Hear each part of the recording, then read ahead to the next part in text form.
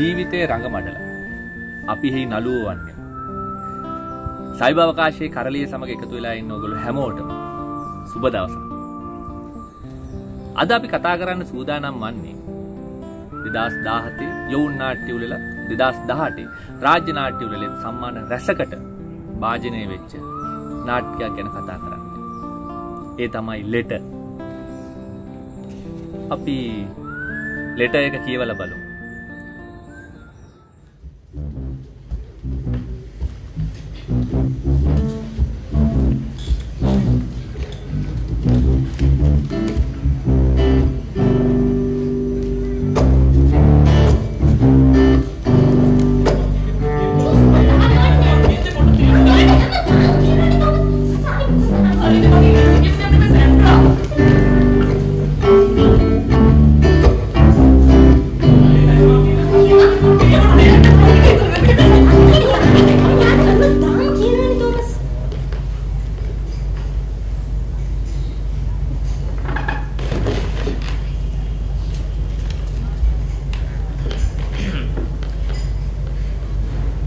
මගේ නම තෝමස්.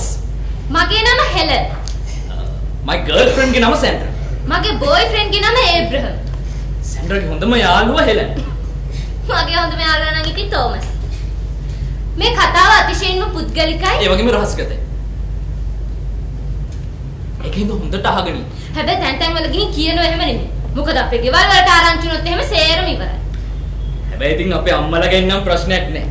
මොකද මගේ පෞද්ගලික රහස් වැඩිපුර දන්නේ අපේ අම්මානේ. හෙලන්. දන්නවනේ කවුද කියලා? සැන්ඩ්‍රාගේ හොඳම යාළුවා. මට මේ කතාව ඕගලන්ට කියන්න උදව්වට ඉන්නේ හෙලන්. ඒ නිසා තැන් වලදී මට සැන්ඩ්‍රා විදිහටත් පෙනී ඉන්න සිද්ධ වෙනවා. ඔන්න ඒක නිසා පටලව ගන්නව එහෙම නෙමෙයි.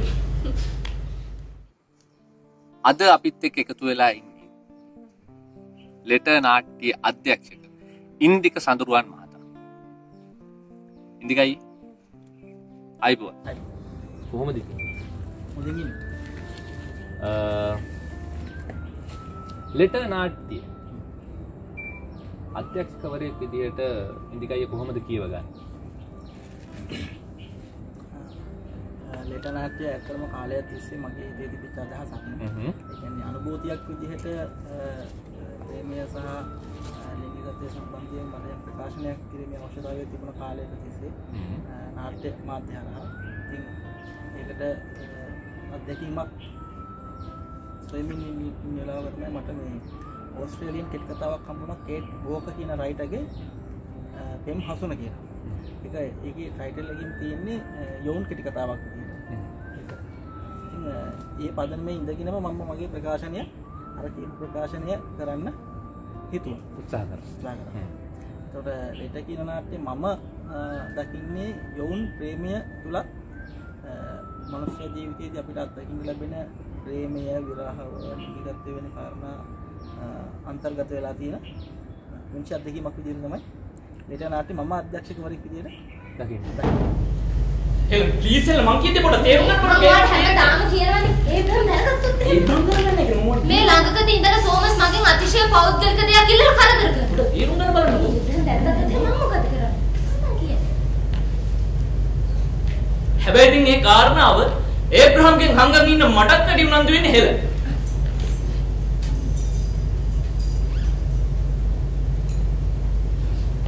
හෙලන් ප්ලීස් මම මේ වෙලාවේ ලොකු අමාරුවක ඉන්නේ මට පොඩ්ඩක් උදව් කරන්න. මේ ඔයාගේ අමාරුවට එකම බෙහෙත මගේ පුද්ගලිකත්වයේද? ඉන්දිකයි මෙහෙමයි ප්‍රේක්ෂකාගාරයේ බහුතරයක් නෙවෙයි බොහොම සුළු පිරිසක් කියනවා ලෙට නාට්‍යයේ සමාජ දේශපාලන සංස්කෘතිය කියන වපසරියේ ගැඹුරුව කතා කරන්නේ නැති නාට්‍යයක් කියලා. ඒකට දෙන පිළිතුර මොකක්ද? ඒකට මට අහන්න තියෙන අනිත් පැත්තට ප්‍රශ්නයක්මයි. ඒ කියන්නේ ප්‍රේක්ෂකකාරයෙම තමයි මම මේක අහන්නේ. ඔව්. දැන් ආර්ථික දේශපාලනයේ පොතෙන් ගැඹුරු විදිහට කතා කරන්නේ නැති කාරණාවක් නම් නාට්‍ය ඇතුලේ තියෙන්නේ. නාට්‍ය ඇතුලේ තියෙන කාරණාව ප්‍රේමය නම් ප්‍රේමය සමාජමය වශයෙන් ගැඹුරු නැද්ද? කියන ප්‍රශ්නේම තමයි මට අනිත් පැත්තට පෙරලා අහන්න තියෙන්නේ. එතකොට දැන් අපි මනමේ වගේ නිර්මාණයක් ගත්තොත් සලකන්නේ මහත්තයාගේ ප්‍රේමය හා ලිංගිකත්වය සම්බන්ධයෙන් තමයි 56 වගේ අවුරුද්දක කතා කරන්නේ. ඉතින් ගියාම මුහුදු පුතු වගේ නාට්‍යයක් ගත්තාම ඒක කතා කරන්නේ ප්‍රේමියා ලිංගිකත්වය ඔව්. ගේ කාරණාව. ඒතකොට මට මතකයි නාට්‍ය පාසලේ මම ඉගෙන ගන්න කාලේ ආපු එක දේශපාලකෙක් මට කිව්වා පුතා 50 ගණන් වලදී මෝදු පුතු නාට්‍යයක දැම්මහම මිනිස්සු බෑන්නා කියලා. ඔව්. ඒ දීච්ච සංස්කෘතික පරිසරයට මේක ගැලපෙන්නේ නැහැ.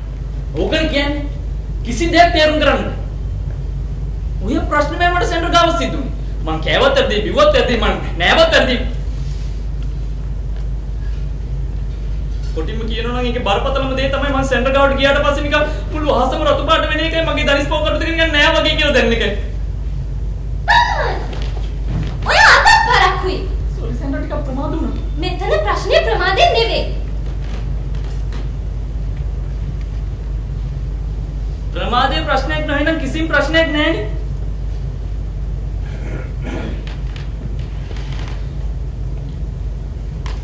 හරි අපි කතා කරමු කතා ඔය ඉතින් හැමදාම කතා කරනවා විතරයි අද තේබ්‍රන් හෙලෙන්ට පිට 3ක විතර ලියුමක් දුන්නා තෝමස් හොඳේ ඒත් ඔය ඉතින් හැමදාම කතා කරනවා විතරයි හරි එතකොට ඉන්දිකයි මං හිතන්නේ ලෙට නාට්‍ය දෙවන වටේදී මොකක් හරි මේ ජජ් බෝඩ් එකේ ප්‍රශ්නයක් නිසා කපනවා හරි මොකක් හරි සිද්ධ වෙනවා හැබැයි ඒ තුන්වෙනි වටේ කැපෙනවා. ඔව් කැපෙනවා. ඔව් ඊට පස්සේ තුන්වෙනි වටේට ආපහු ඒක සිලෙක්ට් වෙනවා. අවසාන වටේට ආපහු එනවා. ඔව්.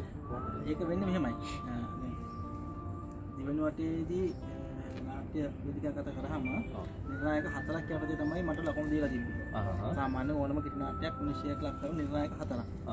කතා තේමාව එක නිර්ණායකයක්. හරි. මම මතකෙන් කියන්නේ. හරි. මංගාවේ ඔක්කොම ලිඛිතව තියෙන අවශ්‍ය නම් පෙන්නන්න කාට හරි. එතකොට කතා තේමාව හා අන්තර්ගතය සම්බන්ධයෙන් ඒක ඉතා හොඳයි. ඒකට මට ඉහළම ලකුණු දීලා තියෙනවා. භාෂා භාවිතය හා රචනයට ඉතාම හොඳයි ඉහළම ලකුණු දීලා තියෙනවා. එතනින් ගියාම මෙහෙම කියන්නේ පිටපත සම්බන්ධයෙන් නාට්‍ය කතා තේමාව අන්තර්ගතය සම්බන්ධයෙන් පිටපත සම්බන්ධයෙන් තියෙන මාතෘකා තුනටම ඉහළම ලකුණු දීලා අවසාන එකට කියන්නේ නිෂ්පාදනය සම්බන්ධයෙන් සමස්ත නිර්මාණයට අදාළ කාරණාවට ලකුණු දීලා නැහැ. තාම පහළ ලකුණු මට්ටමක් තමයි දීලා තියෙන්නේ. ඒකත් මේ විනිශ්චය මණ්ඩලයේ සමාජිකයෝ දෙන්නෙක්කින් තමයි ඒ ඩවුට් එක ඇවිල්ලා තියෙන්නේ. එතකොට ඒ හින්දා තමයි මට ලකුණු 75 සීමාවට යන්න බැරුව 72 සීමාවේ මම නතර වුණා. ඒතර ලකුණු 3ක ප්‍රශ්නයක් ඉඳන් මාව දෙවෙනි වටෙන් එළියට ගියා. ඔයාට ආදරේ කියන්නේ මොකද්ද කියලා චුට්ටක්වත් තේරෙන්නේ නෑ තෝමස්. හා? මම මට හොඳට තේරෙනවා ආදරේ කියන්නේ මොකක්ද කියලා.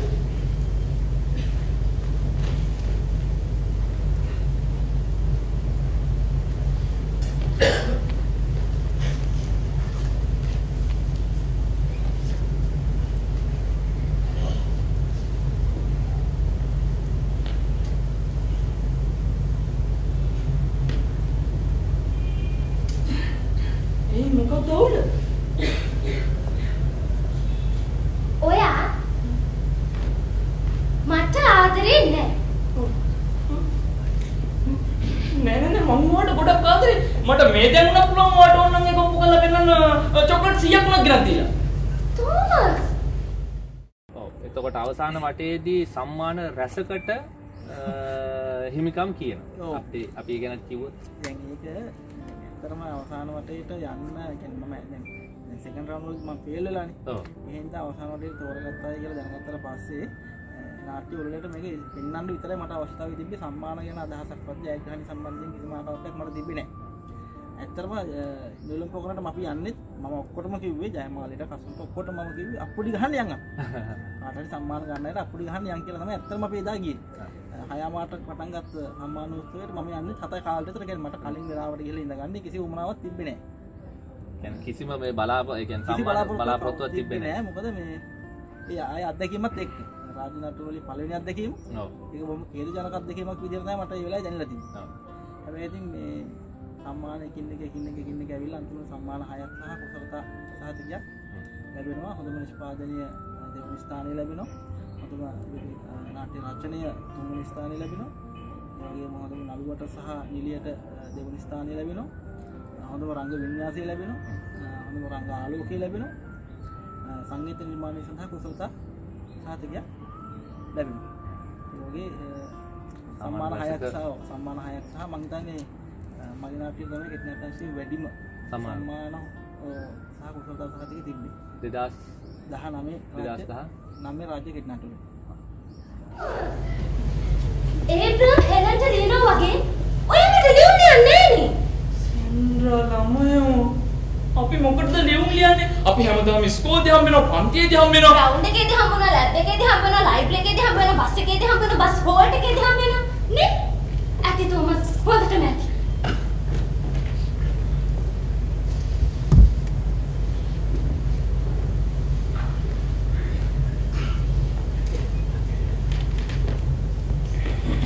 ඔන්න ඔකයි සිද්ධ වුනේ. අන්තිමේදී මටම තේරුම් ගියා මට මොකද්ද වෙන්නේ යන්නේ කියලා. ඔයා දැන් හරියට නිල් මැණිකක් රකින්න ගැරන්ඩියෙක් වගේ.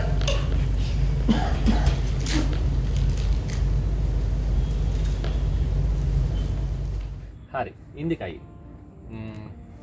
ලෙට නාට්‍ය නිර්මාණයේ ප්‍රධාන වශයෙන් රංගන ශිල්පීන් දෙන්නෙක් ඒගොල්ලෝ ගැන කිව්වොත් දෙන්නෙක් ඉන්නවා චරිත 4ක් තියෙනවා. ඒක තමයි මේ නාට්‍යයේ තියෙන විශේෂත්වය. ඔව් රංගන ශිල්පී දෙන්න මුලින්ම එලන්ගේ චරිතය නිරූපණය කරන්නේ තිල්ල ජයමාලි.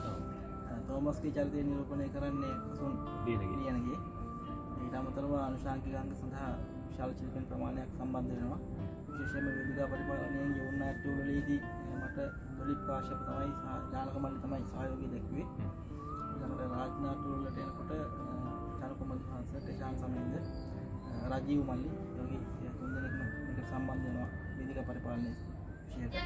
ඒ ප්‍රශ්නේ නොවෙන්නේ. ඇයි? මේ හැමදාම හම්බෙන්නේ නේද? මම මොනවා කියලා ලියන්නද කියලා? එහෙමයි කියලා. ඔයා මගේ ලියුම් කොපි කරලා හරියන්නේ නෑනේ. ඉතින් එහෙමයි කියලා මට පුළුවන්ද මේ කොළ කෑල්ල කුරුටු ගන්න වචන පෙර කීපයක් ඉඳ මේ සෙන්ට්‍රෝගේ ලස්සන කෙල්ලෙක් නැති කරගන්න?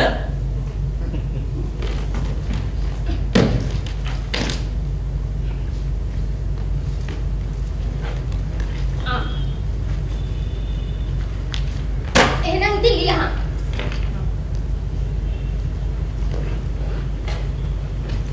මං කීප සැරයක් උත්සාහ කළා හෙලන්. රෑ නිදිමරාගෙන දක් ගහපාගෙන නියපොතුට ගහපාගෙන පෑන කටේ ගහගෙන. බැරිම තැන මං අපේ අම්මගෙනුත් අම්මගේ. හරි. හරි දැන් අම්මා මොකද කියන්නේ? රංගන ශිල්පීන් දෙදෙනා ගැන කතා කරොත් උන්ගේ ලැබුණු සහයෝගය කොහොමද? එතකොට නිර්මාණයට ඒගොල්ලෝ කොයිතරම් දුරට සාධාරණයක් ඉෂ්ට කරාද?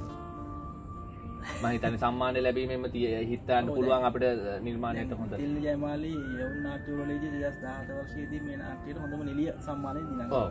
2019 රාජ්‍ය කෙටි නාට්‍යවලදී හොඳම නිලිය දෙවන ස්ථානයේ දිනනවා. අසුන් 2017 යවුන් නාට්‍යවලදී හොඳම නළුවා සඳහා නිර්දේශිත වීමේ සම්මානය දිනනවා. ඒකත් නිර්දේශ වීමත් මම හිතන්නේ බොහොම අමාරු කාර්යයක් නේ. රාජ්‍ය කෙටි නාට්‍යවලදී 2019 දී අසුන් හොඳම නළුවා දෙවන ස්ථානයේ දිනනවා. ඒක රංගනයේ සම්බන්ධයෙන් ඇත්තටම ප්‍රශ්නයක් නෑ. හැබැයි ශිල්පීන් සම්බන්ධයෙන් විශේෂයක් කියන්න ඕනේ. මේ ඒ දෙන්න නොහිටින්න මේ වැඩේ මෙහෙම මගේ භාෂාවෙන් කියනවා නම් ගොඩ දාගන්න හම්බෙන්නේ නෑ.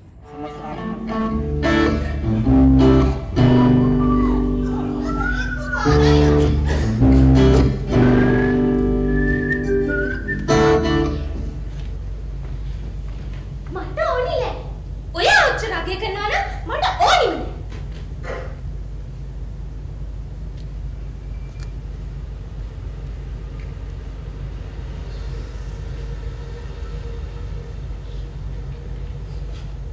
ඉතින් ඔයාලට දෙන්න තමයි ගෙනාවේ.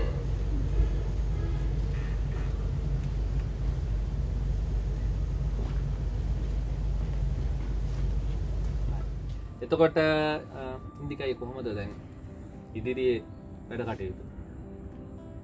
ඉදිරියේ වැඩ කටයුතු නම් ඉතින් මම දාලා මට්ටමක තියෙන දැන් මේ ඔව් කොරෝනා වේසනත් එක්ක මේ ලංකාවට උදා වෙලා තියෙන තත්ත්වෙත් එක්ක ඔව් අම්තින් දැන් අපි කරගෙන ආපු දේවල් නතර කරන්නත් බෑ. 2020 සඳහා මම යකා බාබර් කියලා අලුත් කෙටි නාට්‍යයකට සූදානම් වෙලා ඉන්නවා. ශාස්ත්‍රීය වෙනත් කටයුතු වලට අලුතින් අත ගහන්න හිතාගෙන ඉන්නවා. සූදානම් වෙලා ඉන්නවා. මූලික සාකච්ඡා පරිදි කියලා තියෙනවා.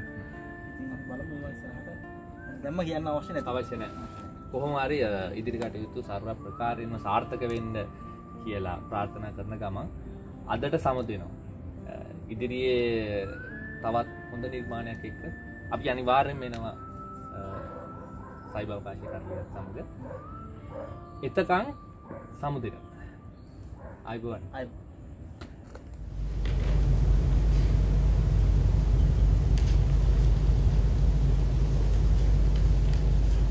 powder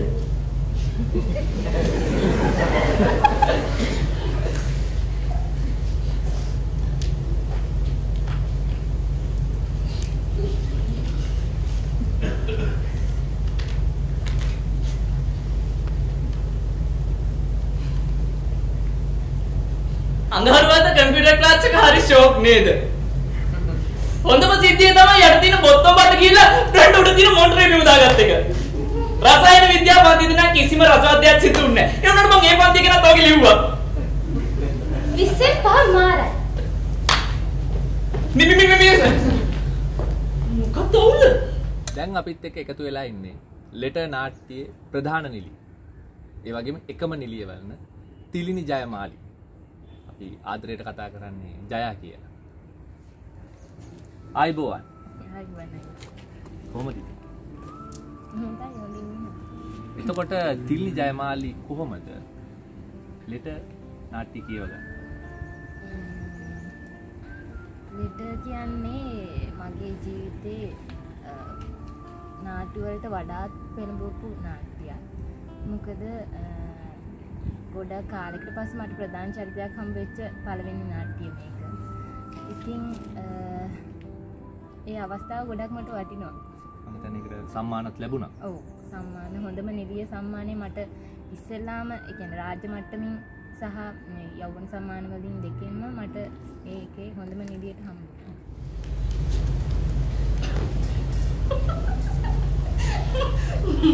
මොඩල් එයාට ඕනි කරන්නේ පුද්ගලික ලියුම. ඒකත් එහෙමද? මම දන්නවා හැමෝම බලන් ඉන්නේ සෙන්ටර් මගින් ඇත්තට මගේ දැනගන්න. මේ සම්බන්ධ දිගටම තියාගන්න මට කරන් තියෙන්නේ මගේ පෞද්ගලික රහස් කීපයක් එළියට දෙමින් පමණක් නම් මට පුළුවන් ඒක නෑ. මට පුළුවන්.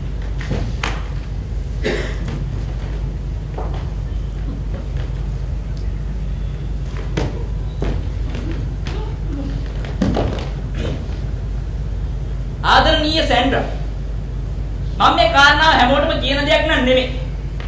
සාමාන්‍යයෙන් මම දාඩිය ගත නැති කරගෙන ඩියෝඩ්‍රන්ට් එකක් පාවිච්චි කරනවා. ඒක වැඩිපුරම පාවිච්චි කරන්නේ උංගක් රස දවස් වලටයි සෙල්ලම් කරන දවස් වලටයි විතරයි.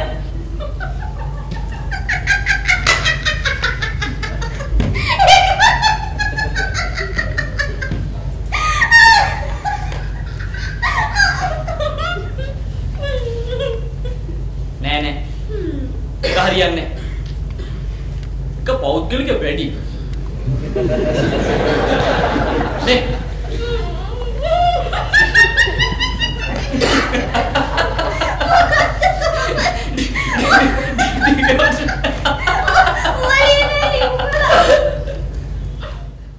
එතකොට ජයමාල්ට කොහොමද මෙම නාට්‍ය අධ්‍යක්ෂකව මුණ ගැහෙන්නේ?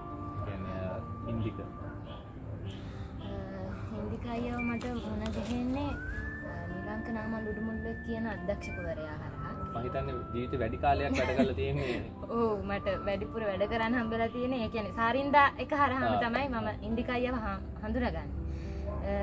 ඉතින් ඉන්දික අයියා එහෙම හම්බුණා මට මෙහෙම නාට්‍යයක් තියෙනවා නම් ගෙන්න පුළුවන්ද කියලා අහුවාම ඉස්සෙල්ලා මම පිටපත කොහොමද කියලා බැලුවා. ඉතින් ඒකේ තිබුණ මම ආස දෙයක් තමයි මට චරිත දෙකකට මාරු වෙන්න තියෙනවා එකම වෙලාවකදී. ඉතින් මං හිතුවා ඒක මේ චරිතවල නම් මොනවද? එකක් හෙලන් අනික සැන්ඩ්‍රා. එහෙම දැන් මට එහෙම අවස්ථාවක් හම්බ වෙලා නැති නිසා ඉතින් මං හිතුවා එහෙම බාරගත්තොත් හොඳයි කියලා. ඔව් එතකොට මං හිතන්නේ ස්ක්‍රිප්ට් එක ගොඩක් වෙනස් වුණා මුලට වඩා. ඔව් ඒ කියන්නේ අපි වෙනම රියසල් කරන්න අපි ගත්තා ලොජ් එකක් වගේ අපි දවස් කිහිපයක් එහෙම නතර වෙලා රියසල් පටන් ගත්තා. මුලින්ම කරේ අය අපි මුලින්ම මේ කියන්නේ ඉන්දිකයියි කසුනිමායි තමයි අපි මේ මුලින්ම හම්බුනේ. අපි තුන් දෙනා රියසල් පටන් ගන්න කලින් දවස් දෙකක් තුනක් අපි රිහර්සල් ගැන හිතුවේ නැහැ. අපි ස්ක්‍රිප්ට් එක හදාගන්නේ මුලින්ම හදාගන්න ඕනේ ඒකනේ. ඉතින් ඒ නිසා අපි කතා බහ කරා ගොඩාක් දේවල් මේ ඩයලොග් හරියන්නේ නැහැ. මේක වෙනස් වෙන්න ඕනි. මේක තර්කානුකූල නැහැ. මේක මිනිස්සුන්ට තේරෙන්නේ නැහැ. එහෙම ගොඩාක් දේවල් කතා කරලා තමයි පිටපතක් හදාගෙන තමයි අපි ඊට පස්සේ රිහර්සල් වලට ගියේ. ඒකෙන් තමයි වගේ උසස් ප්‍රමාණයක් පිළි වුණේ. මම හිතනවා ඒ නිසා වෙන්නේ නැති කියලා. මොකද ඒක මම හිතන්නේ නිර්මාණයට ගොඩක් හොඳයි. එහෙම අපි කලින්ම පිටපතත් එක්ක වැඩ කරන එක. සහ පරිපූර්ණ පිටපතක් නිර්මාණය කරගෙන. ඔව්. එතකොට තිලින් ජයමාලි කියන්නේ මේ වෙද්දී සෞන්දර්ය විශ්වවිද්‍යාලයේ ශිෂ්‍යයා. සෞන්දර්ය විශ්වවිද්‍යාලයේ ඉගෙනු ලබන ශිෂ්‍යාවක් විදිහට ලෙටර් නාට්‍ය ඔබට දැනෙන මොන විදිහද? මම කලින් කිව්වයි මේක ඒතරම් සංකීර්ණ නාට්‍යයක් නෙමෙයි. ඉතාම සරලයි. ඕනම පුද්ගලයාට තේරුම් ගන්න පුළුවන්. සමහරු කියන්න පුළුවන් මේක මේ වැඩක් නෑ මේක නාට්‍යයක් විදිහට කරන්න ඕනේ නැති එකක් කියලා. මම හිතන්නේ ඒක මේක මේ ගොඩක් දෙනා අපිට ගොඩක් හොඳ ප්‍රතිචාර ලැබුණා මේ නාට්‍යයට. සහ ඒක වේදිකාව උඩ දිගහැරිච්ච විදිය මම හිතන්නේ අනිත් නාට්‍ය වලට වඩා වෙනස්. ඒක තමයි මිනිස්සු වැඩිපුර කැමති. ඊයේ සෙන්ටර්. දන්නවද බඩ? සිංහල ක්ලාස් එකේදී කිසිම හේතුවක් නැතුව වෙරෝනිකා ටීචර් මාව පල් කෙරුවා.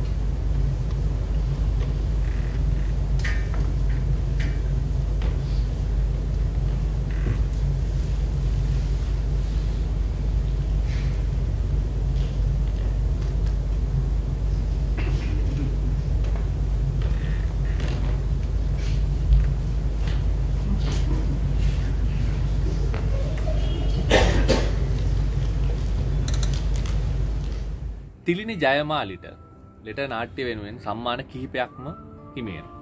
හිතන්නේ හරි. මොනවද ඒ සම්මාන? ඔව් අයියේ මට ලෙටර් නාට්‍ය වෙනුවෙන් 2017 හොඳම නිළිය යවුණ සම්මාන හම්බුණා. ඊට පස්සේ 2018 රාජ්‍ය නාට්‍ය උළෙලේ හොඳම නිළිය දෙවනි ස්ථානය තමයි හම්බුනේ. එතකොට මං දන්න තරමට තිලිනි ජයමාලි කියන්නේ බොහොම දක්ෂ නිළියක් වේදිකාවේ. 2017-18ට පෙර තව ගොඩක් සම්මාන ලබාගෙන තියෙනවා. මොනවද කියලා කිව්වොත්? ඔව් මට මුලින්ම සම්මානයකට කියලා හම්බුනේ අයියේ 2011 සබරමුන් පළාත් යවුණ සම්මාන නාට්‍ය උළෙලේ හොඳම නිළිය හම්බුණා. ඊට පස්සේ නිලංක නාමලුඩුමුල්ල අධ්‍යක්ෂකවරයාගේ පෙන්ගුයින් ළමා නාට්‍ය හරහා හොඳම සහාය නිළිය හම්බුණා 2015. ඊට පස්සේ නිලංක නාමලුඩුමුල්ලගේම ඔබ කවුද නාට්‍යයේ හොඳම නිළියට නොමිනේට් වුණා. ඊට පස්සේ ආයිත් 2017 වයඹ රාජ්‍ය නාට්‍ය උළෙලේ හොඳම නිළිය හම්බුණා. ආයි දමින්ද නන්දරත්නගේ සෆාරියක් සහ සවාරියක් නාට්‍යයේ දිගු නාට්‍ය අංශයේ හොඳම නිළියට නිර්දේශ වුණා. ඒ 2019. ඒක තමයි. හරි. මේ 10 සිත්තම් මුලනේ හොඳම නිළියට හම්බ වුණා 2019. හරි. පේනවනේ තිලිනි ජයමාලි කියන්නේ ඒ වගේ වේදිකාවේ ඉන්න බොහොම දක්ෂ නිළියක්. ඊට පස්සේ ධර්මල් ඊට ටික කාලයකට පස්සේ යගේ මුළු ගව පට්ටියටම කුරුල්ලට හැදෙනවා. මේ ගැන දුක් කියලා නොසෑහෙන්න විදිහට හඬා වැළපුණා.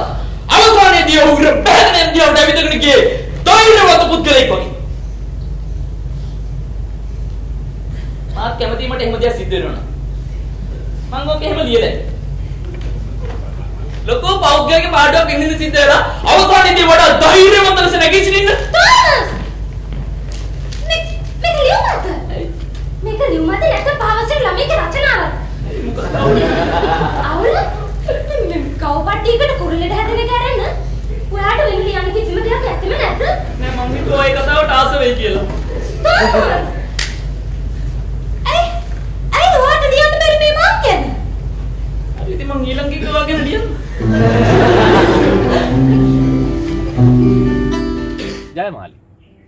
ජයමාලි කොහොමද නාට්‍ය කලාවට ඇතුල් වෙන්නේ? මම වේදිකාවකට ආවේ මම පහවසෙන් ඉඳි. ඒ චූලදසනායක මහත්මයාගේ සුදුත් බබාසා කලිපූසි කියන ළමා නාට්‍ය හරහා එතනින් ආරම්භ කරපු මම ගොඩක් ඉගෙන ගත්තා චූලසර්ගේ. මම මේ තරමට නිදියක් වෙලා ඉන්නවා නම් ඒ මුල් ආරම්භය නිසා කියලා මම හිතනවා. ඉතින් ගොඩක් ස්තුතියි චූලසර්ට.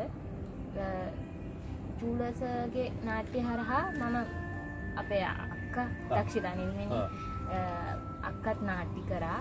මට දකින්න හම්බෙන්නේ නිතරම අක්කනේ. ඒ හරහා ඉතින් මම ගොඩක් ආස වුණා අක්කා නාට්‍ය කරනවා මටත් නාට්‍ය කරන්න තිබ්බනම් හොඳයි කියන අදහස මට ආව නිසා මම දිගටම නාට්‍ය වලට සම්බන්ධ වුණා.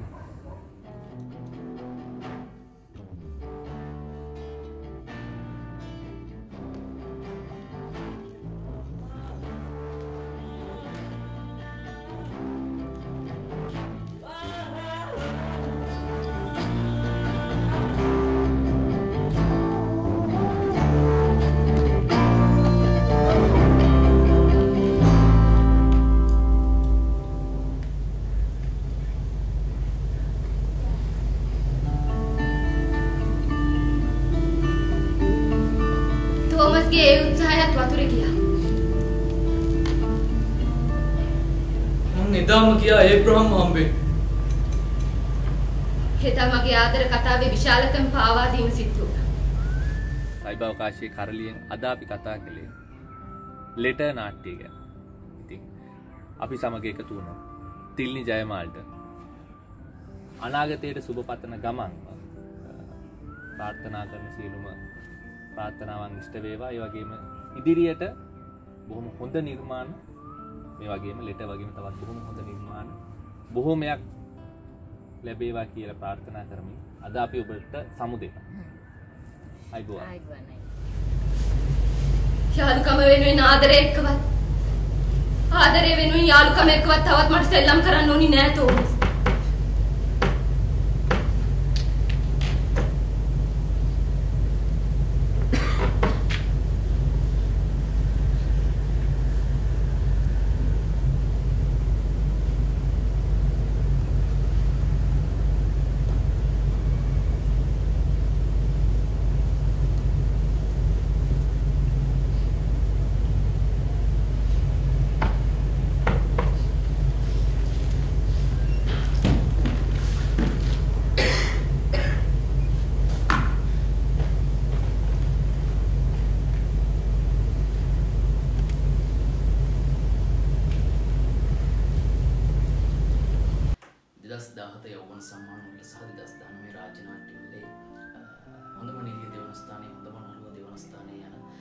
සම්මාන කිහිපයකටම ඉන්දික සඳරුවන්ගේ ලෙටර් නාට්‍ය පාත්‍ර වෙනවා. Helen Thomas සැන්ඩර්. ඔය කියන චරිත තුන ඇතුළත තමයි මේ නාට්‍යයේදී වෙන්නේ. හැබැයි බැලු බැලමුට අපිට පේන්න තියෙන චරිත දෙකයි. හැබැයි චරිත තුනක් රංගකාරීන් නිරත වෙනවා.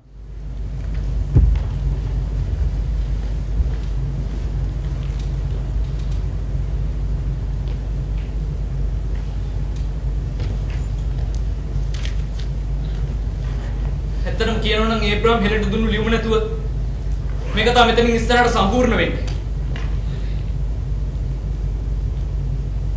කමෙන්ට් එක උනත් මට සිද්ධ වෙනවා මේ කතාව මෙතනින් නතර කරන්න.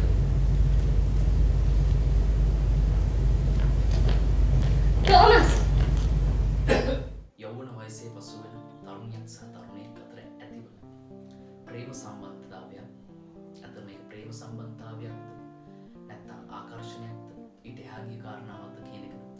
සඳරුවන්ගේ ලෙටර් නාට්‍ය හරහා ඉන්දික සඳරුවන් කතා කරන්න උත්සාහ කරලා තියෙනවා. ඔයාට ඕනුනේ ඒබ්‍රහම් කොහොමද ලියන්නේ බලන්න. මේ තියෙන්නේ සේර.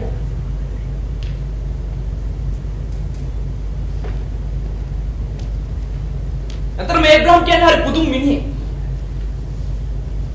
මොකද ඒ කතාවේ තේරුම? නේ මිනිහා වර්ණනා කරලා තින්නේ මිනිහාගේ ස්ත්‍රී වර්ණනා 29 මොහොතක නතරුනොත් එහෙම ඔයාලම දාලයක් කියලා බයෙන් වගේ. ඒ කියන්නේ ඔයා ලියුම කියවලත් ඉවරයි. සමාන හෙලන් මට කියවන්න සිද්ධ වුණා. නේ හරි පුදුම සාහිත්‍යකාරය. ඔයගේ කෙස් සමාන කරලා තිබුණේ ප්‍රතරංගෙදී වල. ඇයි තොල් මන් දන්නේ හැමදේම බොරු කියලා. දන්නා නම් මොන මගුලකට තව මේ බොරුවේ පැටලලා ජීවත් වෙන්න හදලා. එන්න මේවා සැන්ඩට ආදරේ කරන්නේ.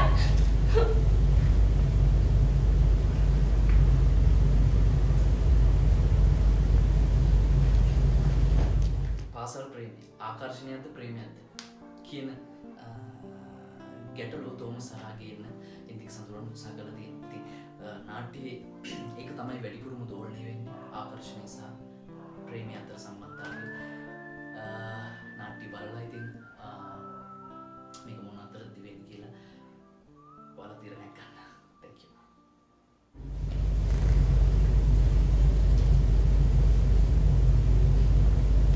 මොකද මට එදාම හෙලන්ගෙන් ලියුමක් හම්බුණා.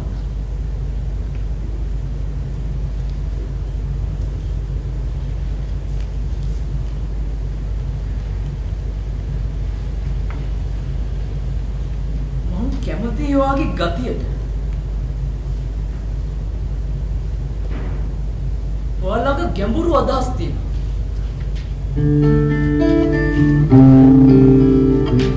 මං ගෙනත් දෙන හැම චිත්‍රපටයක්ම බලනවා.